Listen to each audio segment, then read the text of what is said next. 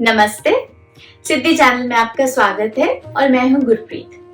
आज के इस एपिसोड में हम बात करेंगे गणेश चतुर्थी के बारे में, गणेश चतुर्थी से लेकर गणेश विसर्जन के बारे में। और मैं आपके लिए 2 एस्ट्रोलॉजिकल टिप्स लेके आई हूं जिससे आप इस गणेश चतुर्थी अपने प्लैनेट्स को बैलेंस कर सकते हैं। सो प्लीज वीडियो को एंड तक जरूर देखिएगा और अगर वीडियो पसंद आए तो उसे लाइक, शेयर और सब्सक्राइब जरूर कीजिएगा। बात करते हैं गणेश चतुर्थी की। हर महीने शुक्ल पक्ष और कृष्ण पक्ष आता है। एक घटता चंद्रमा और एक बढ़ता चंद्रमा है, लेकिन इस महीने की शुक्ल पक्ष की जो चौथी तिथि आती है उस पे हम गणेश चतुर्थी मनाते हैं। गणेश चतुर्थी गणेश जी का जन्मदिन सेलिब्रेट किया जाता है। माँ पार्वती ने इनको क्रिएट किया। अब शास्त्रों में बहुत सारी अलग अलग कहानियां हैं कि किस तरह से क्रिएट किया। मेन बात यह है कि माँ पार्वती की क्रिएशन थी। वो जो उनका स्वरूप था वो शिव जी ने चेंज किया। महादेव ने उनकी उन इम्प्योरिटीज को निकालकर उनको एक नया रूप दिया, एक सात्विकता लेकर आए। वो इस बात को दिमाग में रखते हुए ये समझते हैं कि क्रिएशन जो है वो यहाँ पर डिजायर के साथ एसोसिएटेड है। जो डिजायर्स है, माँ पार्वती की डिजायर थी कि वो एक बच्चा, उनको बच्चा चाहिए था और माँ पार्वती ने गणेश जी को क्रिएट किया। ऐसे ही हम हमारी डिजायर्स को क्रिएट करते हैं, लेकिन जब हम उन डिजायर्स को क्रिएट करते हैं तो उसके अंदर बहुत सारी अशुद्धियां आती हैं। मेरा वीडियो था 10 बैरियर्स के ऊपर, उसको प्लीज एक बार देखिए और समझिए क्या है ये 10 बैरियर्स। यही 10 बैरियर्स पे आपने इन 10 दिन काम करना है, जितने दिन गणेश जी आपके साथ हैं। हर एक दिन अपनी एक ऐसी अशुद्धि गणेश जी को सेवा भाव से अर्पण कीजिए और उनको कहिए मेरी इस अशुद्धि को अपने साथ लेकर जाइए। 10 दिनों में जब आप इन 10 अशुद्धियों के साथ गणेश जी की सेवा करेंगे तो 10वें दिन जब हम उनका विसर्जन करते हैं तो गणेश जी अपने साथ आपकी सारी अशुद्धियों को लेकर जाते हैं और अगले साल फिर से वापस आते हैं आपको री एनर्जाइज करने के लिए। पानी में क्यों उनका विसर्जन किया जाता है? देखिए, जितने भी अशुद्धियां हैं या बैरियर्स हैं, ये आपके इमोशंस हैं। इमोशंस मून से रिप्रेजेंट होता है, मून पानी को रिप्रेजेंट करता है। कोई भी बड़ी वाटर बॉडी जो होती है उसमें बहुत ज्यादा एनर्जी होती है, इसीलिए हम उनका विसर्जन जो है पानी में करते हैं, ताकि वो हमारे ऐसे सारे के सारे नेगेटिव थॉट्स और नेगेटिव इमोशंस को अपने साथ लेकर जाएं और हमारे अंदर एक सात्विकता छोड़कर जाते हैं और इसी सात्विकता से आगे हम बाकी के 30 त्योहारों में प्रोग्रेस करते हैं। अब इसको अगर हम एस्ट्रोलॉजिकली समझना चाहें तो गणेश जी मरकरी को रिप्रेजेंट करते हैं, यानी कि बुध प्लैनेट को। बुध प्लैनेट जैसे कि नाम ही है, हमारी बुद्धि, हमारी इंटेलिजेंस, विजडम और नॉलेज नहीं। विजडम और नॉलेज हमें जुपिटर देते हैं, लेकिन बुद्धि जो है वो मरकरी, बुध है। सो अगर अच्छी बुद्धि है तो आप अच्छा सोचेंगे, उल्टी बुद्धि चलती है तो आप उल्टा ही सोचते हैं, उल्टा करते हैं सब कुछ, है ना। तो बुद्धि का सीधा होना या बैलेंस होना बहुत जरूरी है। ऐसे ही गणेश जी केतु यानी कि डिटैचमेंट के भी मालिक हैं।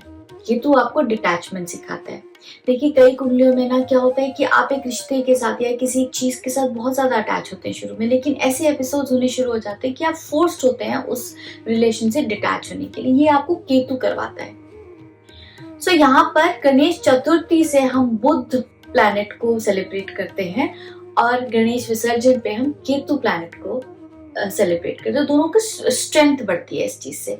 आपने एक चीज को क्रिएट किया और फिर हमने उसको विसर्जित कर दिया, क्योंकि कई लोग जब गणेश जी को घर लेके आते हैं ना, वो इतने अटैच हो जाते हैं कि विसर्जन वाले दिन दे लिटरली क्राइंग, उनका रोना निकल रहा होता है कि गणेश जी जा रहे हैं। सो आप डिटैचमेंट प्रैक्टिस कीजिए, चीजों को लेट को करने की आदत रखिए। कई बार हम अपनी खुशी जो है हमारी डिजायर्स, मटेरियल थिंग्स में ढूंढने की कोशिश करते हैं और जो रिश्ते हमारे पास ऑलरेडी है हम उनको वैल्यू नहीं करते, उनको हम इग्नोर करते हैं।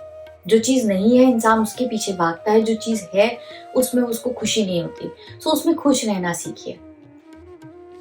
इसी नोट के साथ क्या आप जानते हैं कि गणेश जी के 8 अवतारों के बारे में बात की जाती है सबसे ज्यादा, लेकिन वास्तविक में उनके 32 अवतार हैं, 32 अवतार।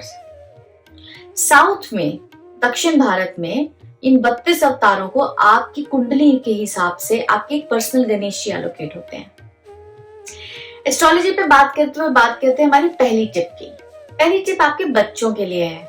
देखिए, गणेश चतुर्थी पे अपने बच्चों का बुद्ध अच्छा करने के लिए आप 2 चीजें कर सकते हैं। पहली चीज, या तो आप उनको कुछ क्रिएट करने के लिए कहिए, लेकिन क्रिएट करते समय उनको ये कहिए कि ये आप इसलिए क्रिएट कर रहे हैं क्योंकि आप इनको डोनेट करेंगे, आप इनको देंगे, किसी को उसको देंगे जिसको बहुत ज्यादा जरूरत है। ये तो हो गया एक, इससे उनका मरकरी भी अच्छा होगा और उनका केतु भी अच्छा होगा। दूसरा, आप उनको अगर वो कुछ क्रिएट नहीं करना चाहते या अगर एक और चीज करना चाहते हैं, वो ये है कि आप उनको एक नई बुक लाके दीजिए। बुक जो है वो भी मरकरी को, रीडिंग जो है वो आपकी मरकरी को स्ट्रॉन्ग करता है। बच्चे को कहिए 10 दिन तक वो बुक को पढ़े और 10वें दिन उसको डोनेट कर दे, किसी लाइब्रेरी में दे आइए, या किसी जिसको बहुत ज्यादा जरूरत है लेकिन वो अफोर्ड नहीं कर पा रहे, उनको वो बुक आप डोनेट कर सकते हैं। इससे बच्चे की क्रिएटिविटी जो होती है पॉजिटिव साइड पे जाती है, बच्चे का क्रिएटिव माइंड जो होता है वो बहुत ज्यादा एक्टिव हो जाता है। सो आप उन बच्चों का मरकरी और केतु इन दोनों चीजों से बैलेंस कर सकते हैं। और जब बच्चे रीड करते हैं तो बच्चे का जो है जुपिटर है वो स्ट्रांग होता है। जब आप कुछ क्रिएट करते हैं तो उनका वीनस स्ट्रांग होता है। सो देखिए ना, आपने कितने सारे प्लैनेट्स को बैलेंस कर लिया। अब बात करते हैं एडल्ट्स की या फैमिलीज की। फैमिलीज अपने लिए गणेश जी बना सकते हैं। हमारे घर में बहुत सारी चीजें हैं जिनसे हम गणेश जी को बना सकते हैं। उनमें से 9 ऐसी चीजें हैं जो आपकी किचन में ही हैं। ये है मेरे गणेश जी जो मैंने बनाए हैं। अब इसके अंदर 9 के 9 प्लैनेट्स हैं। शुरुआत करते हैं। जो आटा यानी कि व्हीट फ्लावर, गेहूं का आटा जो है वो सूर्य को रिप्रेजेंट करता है। सूर्य क्या है? सूर्य हमारा सोल है। सूर्य हमें गति देता है, सूर्य हमें तेज देता है। फिर आटे के अंदर मैंने डाला बुध को रिप्रेजेंट करते हुए हरी दाल, जिसको मैंने पीस कर मिक्स किया। बुध यानी कि हमारी बुद्धि। उसके बाद मैंने इसमें पानी डाला। पानी यानी कि मून, चंद्रमा। चंद्रमा क्या है? चंद्रमा हमारे इमोशंस हैं। उसके बाद इसमें मैंने घी डाला। घी जो है वो है वीनस, शुक्र, जो हमें लग्जरीज देता है। जब मैंने इनको क्रिएट कर लिया, उसके बाद मैंने लाल मसूर से उनकी सूंड पर ये ऐसे इनको लगा दिया। ये है मंगल ग्रह, मार्स, हमारा एफर्ट, हमारा पराक्रम। उसके बाद आंखें जो थी वो है लौंग। लौंग शनिदेव को रिप्रेजेंट करता है।